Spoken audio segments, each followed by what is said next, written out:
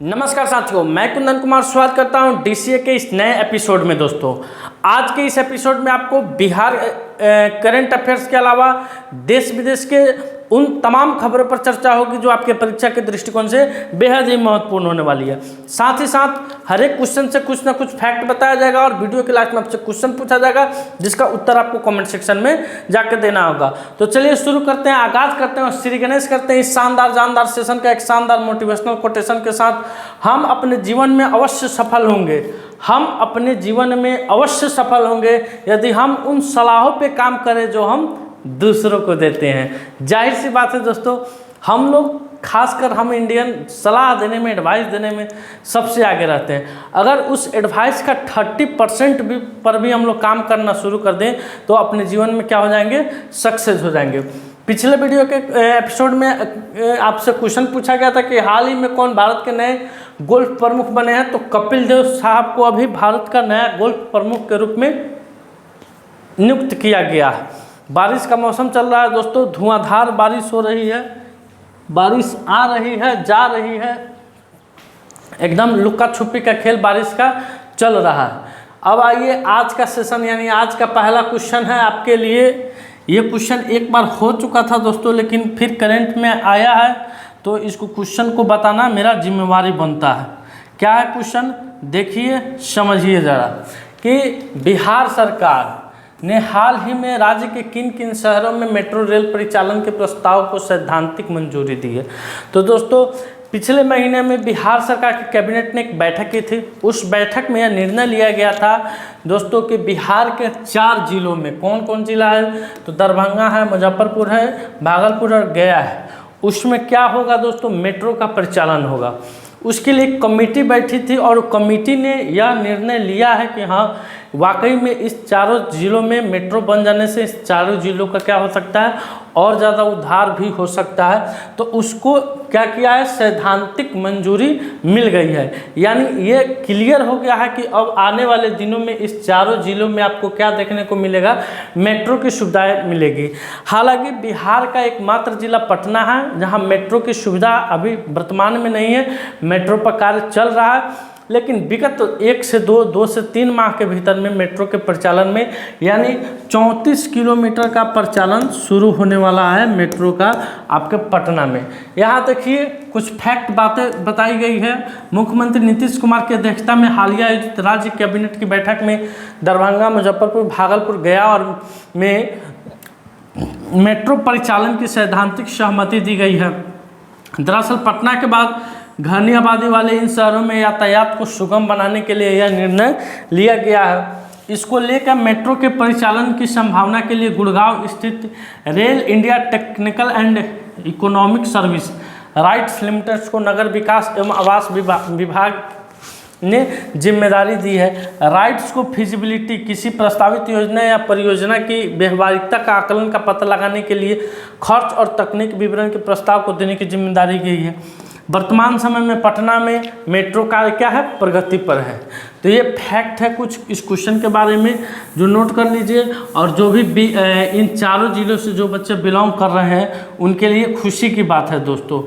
Metro बन जाने से आपके ज़िले का जीर्णोद्धार हो जाएगा, नए नए निवेश आएंगे दोस्तों, ट्रैफिक की समस्याएं खत्म हो जाएगी। अब आइए अगले क्वेश्चन पर। अगला क्वेश्चन है कि किस राज्य के मेडिकल कॉलेज में छात्र आगामी शैक्षिक सत्र से हिंदी मीडियम में पढ़ाई शुरू कर देंगे। तो दोस्तों, मध्य प्रदेश और उत्तर प्रदेश के बाद और अपना राज्य बिहार भी, कौन सा राज्य दोस्तों, बिहार।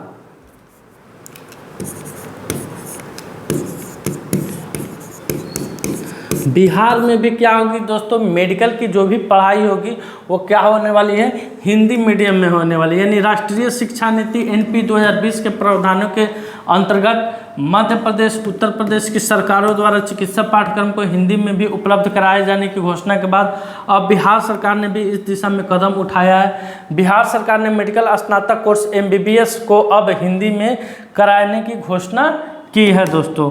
अब आइए अगले क्वेश्चन की तरफ। अगला क्वेश्चन आपकी स्क्रीन पे आ रहा है कि हाल ही में झारखंड हाई कोर्ट के नए चीफ जस्टिस कौन बने हैं? तो दोस्तों विद्युत रंजन। कौन? विद्युत रंजन अभी झारखंड हाई कोर्ट के नए चीफ जस्टिस बने हैं। ये कौन है दोस्तों? विद्युत रंजन है।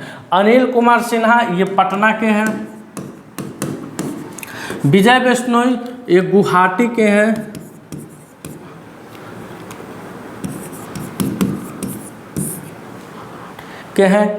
विद्युत रंजन झारखंड के हो गए, रांची के हो गए दोस्तों, रांची के, ये पटना, ये गुवाहाटी के हैं। अगले क्वेश्चन पर आते हैं। अगला क्वेश्चन आपकी स्क्रीन पे आ रहा है कि हाल ही में ब्रिटेन के अगले प्रधानमंत्री के रूप में कौन शपथ लेंगे? तो ऋषि सुनक जी के इस्तीफे के बाद अब ब्रिटेन के अगले प्रधानमंत्री होने जा रहे हैं दोस्तों कीर स्टारमर। कौन होने जा रहे हैं? कीर स्टारमर। अब ब्रिटेन के ये जो शख्स दिख रहे हैं ये ब्रिटेन के नए क्या होने वाले हैं? प्रधानमंत्री होने वाले हैं। अब कुछ देश के प्रधानमंत्री राष्ट्रपति हैं। डिक शुफ नीदरलैंड के नए प्रधानमंत्री बने हैं।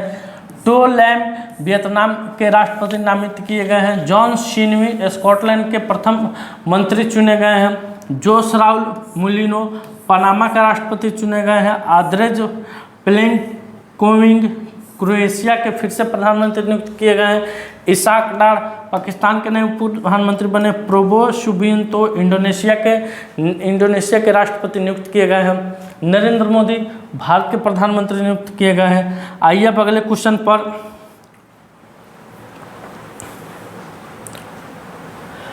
हाल ही में किस राज्य में संकटग्रस्त मैनलैंड शीरों को देखा गया है दोस्तों?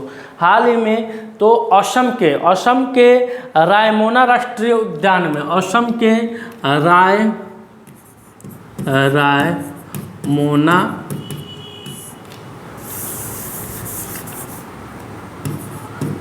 राष्ट्रीय उद्यान में दोस्तों संकटग्रस्त मैनलैंड शीरो, ये जो आपको दिख रहा है ये क्या है? Mainland shero. यह एक स्तनपायी जीव है जो बकरी और मृग के बीच की संकर प्रजाति जैसा दिखाई देता है। यह किसके बीच के दोस्तों? तो बकरी और मृग के बीच में। किसके? बकरी और मृग के बीच की संकर प्रजाति जैसा दिखाई देता है। अंतर्राष्ट्रीय प्राकृतिक संरक्षण IUCN के अनुसार मेनलैंड शीरो 200 से 3000, माफ कीजिएगा यहाँ 300 मीटर तक की ऊंचाई वाले क्षेत्रों में 2000 से 3000 मीटर वाले ऊंचाई क्षेत्रों में पाए जाते हैं।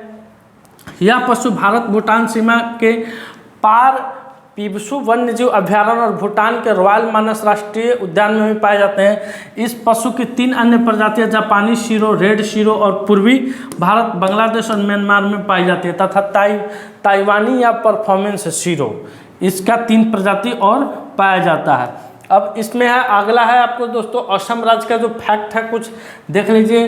असम में न्याय प्रदान करने के लिए पहली बार गवाह संरक्षण योजना शुरू की गई, यानी असम में जो भी गवाह होंगे उसको अब संरक्षण के दिया जाएगा। असम में बाढ़ राहत शिविरों में बच्चों के लिए school in a box kit दी जाएगी। असम सरकार ने बाल विवाह को रोकने के लिए मासिक वजीफा देने की घोषणा की है। असम के जोरहाट में प्रधानमंत्री मोदी ने लचित बरखुम्पन की 125 फीट ऊंची प्रतिमा का अनावरण किया है। प्रधानमंत्री मोदी ने असम और अरुणाचल प्रदेश को जोड़ने वाले सेला टनल का उद्घाटन किया है। प्रधानमंत्री मोदी ने गुवाहाटी में खेलो इंडिया यूनिवर्सिटी गेम्स अष्टलक्ष्मी के 4थे संस्करण का उद्घाटन किया है। काजी नेमू को असम का राजकीय फल के रूप में क्या मिला है? मान्यता मिला है। अब आइए अगले क्वेश्चन की तरफ। अगला क्वेश्चन आपके स्क्रीन पर है, हाल ही में किसने स्पाइस अवार्ड 2024 जीता है? तो दोस्तों सोपाना कलिंगन। कौन? सोपाना कलिंगन ने स्पाइस अवार्ड 2024 जीता है। त्रिशूर के कलिंगन प्लांटेशन की सोपाना कलिंगन को ICCR द्वारा भारतीय मसाला अनुसंधान संस्थान द्वारा स्थापित मसाला पुरस्कार 2024 से सम्मानित किया गया है। यह पुरस्कार उन्हें उद्यम विविधीकरण और एकीकृत फसल प्रबंधन रणनीति में उनकी पहल के लिए दिया गया है। आइए अगले क्वेश्चन पर। अगला क्वेश्चन है आपके स्क्रीन पर कि हाल ही में किस राज्य के मुख्यमंत्री ने लोकपथ मोबाइल ऐप लॉन्च किया है? तो दोस्तों मध्य प्रदेश के मुख्यमंत्री मोहन यादव के द्वारा मध्य प्रदेश में लोकपथ, क्या दोस्तों? लोकपथ मोबाइल ऐप लॉन्च किया गया है। तो इस क्वेश्चन का उत्तर क्या हो जाएगा? मध्य प्रदेश हो जाएगा। ये मध्य प्रदेश के बारे में कुछ फैक्ट है। पेंच टाइगर रिजर्व वनागी के लिए पहली उन्नत AI प्रणाली शुरू करेगी। मध्य प्रदेश सरकार सभी जिलों में एक PM कॉलेज ऑफ एक्सीलेंस की स्थापना की मंजूरी दी है। मध्य प्रदेश के मुख्यमंत्री ने पीएम श्री पर्यटन हवाई सेवा का शुभारंभ किया है। मध्य प्रदेश मंत्रिमंडल ने मंत्रियों में आयकर भुगतान की सरकारी व्यवस्था को समाप्त कर दी है। मध्य प्रदेश सरकार ने दुकानें और व्यावसायिक प्रतिष्ठान में 24 घंटे खुले रखने के, यानी मध्य प्रदेश में जो भी दुकानें हैं या व्यावसायिक प्रतिष्ठान है उसे आप 24 घंटे खोल के अब रख सकते हैं।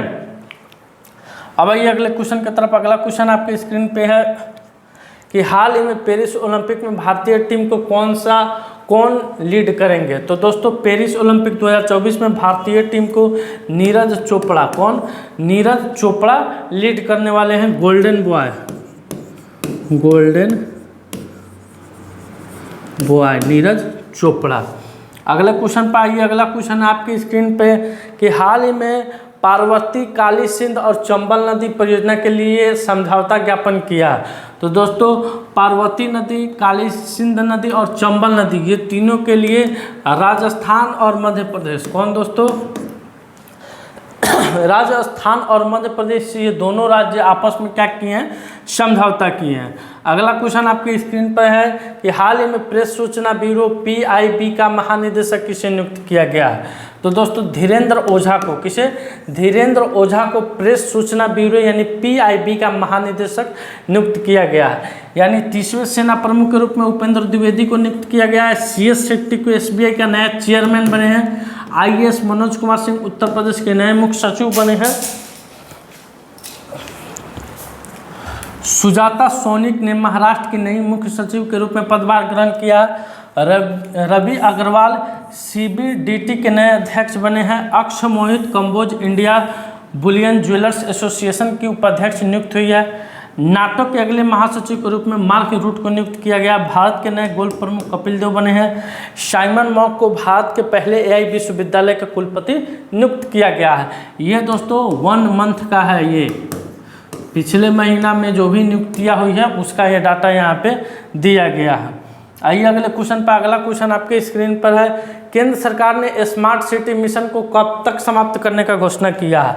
ये बताइए आप कोई स्मार्ट सिटी देखे हैं, स्मार्ट शहर, स्मार्ट गांव बनाने का जो केंद्र सरकार का 2015 में योजना शुरू हुआ था, तो कई गो बिहार का जिला स्मार्ट बना है, कई गो देश का जिला स्मार्ट बना है, कोई नहीं बना है, सब ढकोसला हुआ है यह।